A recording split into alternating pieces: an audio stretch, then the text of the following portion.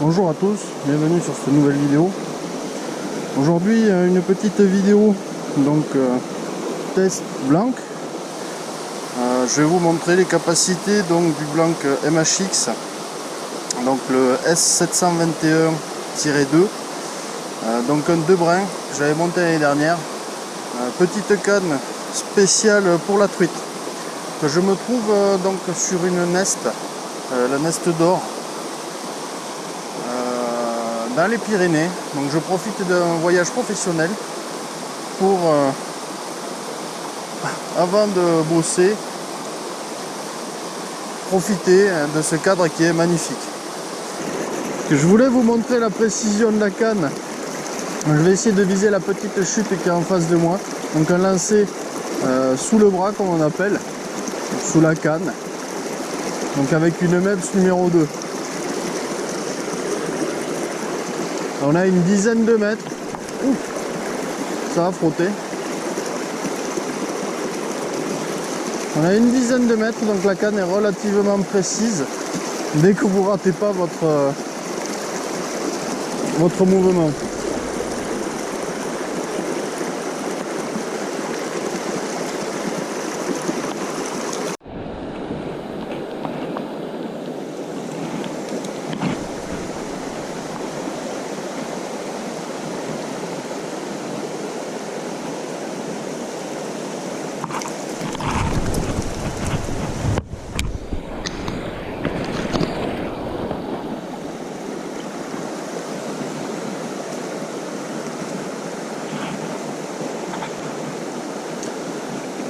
Ah, sous la souche, faut jamais hésiter à pêcher un poste comme ça. La truite se trouvait vraiment sous les arbres. Une belle truite.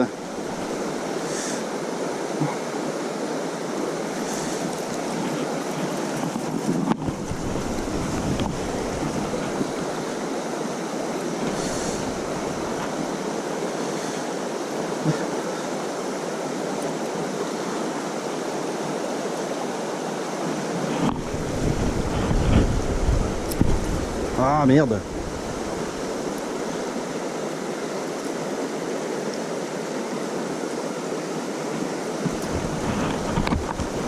Une belle truite souche des Pyrénées, une vraie petite sauvage.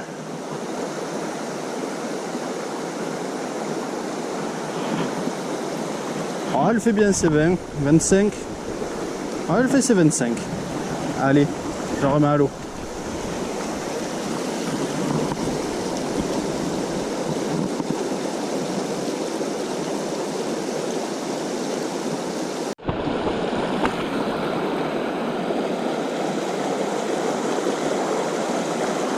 Je vais essayer la canne avec un minot. Donc c'est un petit minot Sakura en 50 mm. J'ai fait 2-3 lancers avec.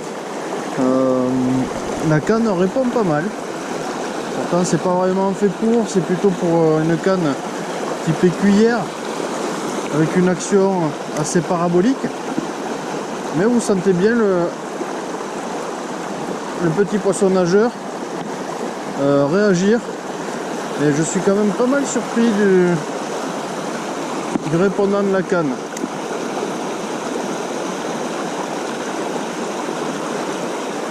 Voilà, sur ce secteur j'ai voulu essayer avec un petit minot parce que ça a l'air bien plus profond.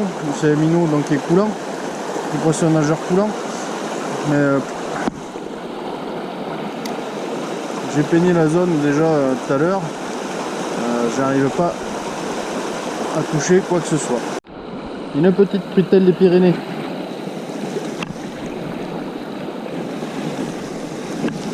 Et les yeux plus gros que le ventre.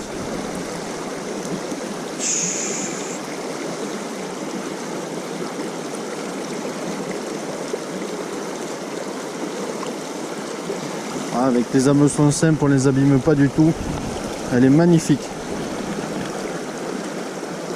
Franchement, elle est magnifique. Allez. Hop, elle est partie. Voilà, si vous pêchez à la truite, il y aura un petit peu plus de rater qu'avec un triple. Mais vous vous accrochez beaucoup moins. Et en plus, vous abîmez pas le poisson. Et quand je dis des ratés, les truites ont tendance à taper dans les leurres, même triple ou pas triple. Vous n'arrivez pas forcément à les attraper tout le temps. Voilà, donc je suis toujours avec ma mètre numéro 2, avec les points rouges, hein, un classique. Jusqu'à présent, donc une belle truite de sortie, la petite là juste maintenant. J'ai eu un décroché tout à l'heure, un suivi à peu près d'une truite de cette taille là. Et pour l'instant c'est à peu près tout. Ça fait 1h30 que je pêche, presque 2 heures. Je vais continuer. Voilà, c'est la fin de cette session pêche. L'essai du blanc. Donc le blanc plus polyvalent que ce que je pensais, parce qu'on peut utiliser des petits leurres, donc des cuillères. Et le blanc est parfaitement adapté, mais aussi les petits poissons nageurs. Jusqu'à 5-6 grammes. J'ai essayé 4 grammes et demi, j'ai essayé 5 grammes, ça passe. On arrive à animer les poissons nageurs assez facilement. Concernant le poisson, session relativement difficile. Les eaux ont changé de couleur. Hier il a plu, ce matin les eaux étaient cassées. Et là elles sont beaucoup plus claires. Le vent s'est levé cet après-midi. Ce matin j'ai pu faire quelques poissons. J'ai fait 2 poissons, donc une jolie qui faisait 25-26 cm et une toute petite 12 ou 13 cm que j'ai réussi à sortir de l'eau. Pas mal de tapes, mais le poisson est très tatillon.